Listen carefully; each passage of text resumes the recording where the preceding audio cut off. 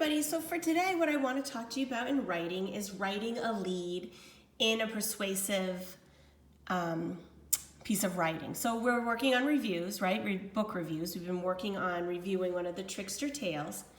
So today we're going to talk about leads, how to hook your reader. Why is a lead important? A lead is the first few sentences in a piece of writing.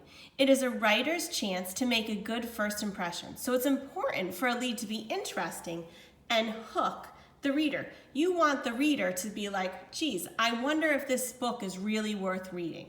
Or, can she prove to me that I'm going to like this folktale? So one kind of lead that you can do is a question lead. It's great to ask a question because it gets the reader thinking. So it kind of automatically includes him or her in what you're saying. A question lead is a lead that begins by asking the reader an interesting question. It adds a personal connection to the writing. So for example, you might want to say, do you enjoy stories where animals are characters?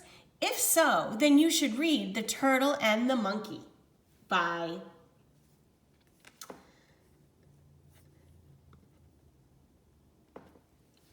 Another kind of lead is a comparison lead. So we know a comparison is when you say how one thing is like another thing or not like another thing. So this kind of lead begins by comparing the book to another book or subject. So for example, you might say, if you like reading folk tales, you should read The Turtle and the Monkey.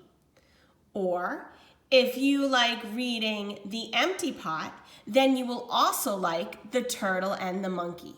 So it's bringing something from one thing that maybe you know people love to another. So I'm thinking in terms of if it was a Cinderella story, you might say, if you love reading Cinderella stories, then you will be over the moon about Adelita. Okay, so you're selling it by comparing it. So what lead should we choose? A question or a comparison? Let's do both. I'm going to do both just to show you.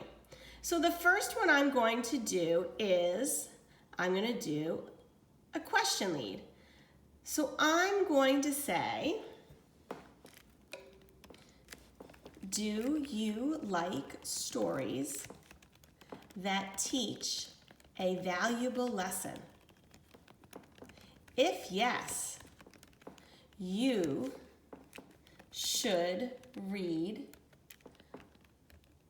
I was going to do a different one. I'm going to go, you should read The Turtle and the Monkey.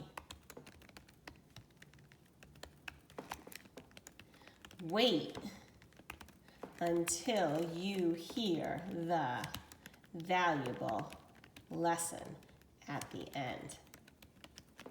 Okay? So that's one way. So I'm asked a question, and then I'm selling. Then I'm not just asking it and not telling. I'm bringing it back to what I'm talking about. So you want to make sure in your lead, it's very important that you include the book that you're reviewing. Let's try a comparison one. I'm going to change my color. I'm going to do that one in purple.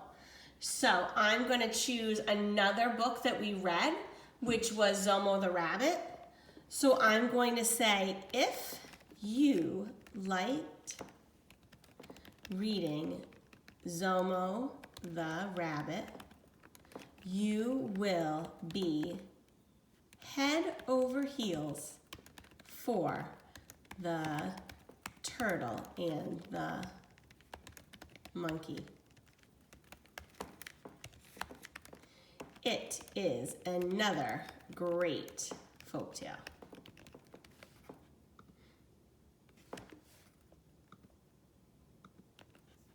Okay, so those are two different ways. You do not need to do any writing with this today, boys and girls. This was just a lesson to get us going.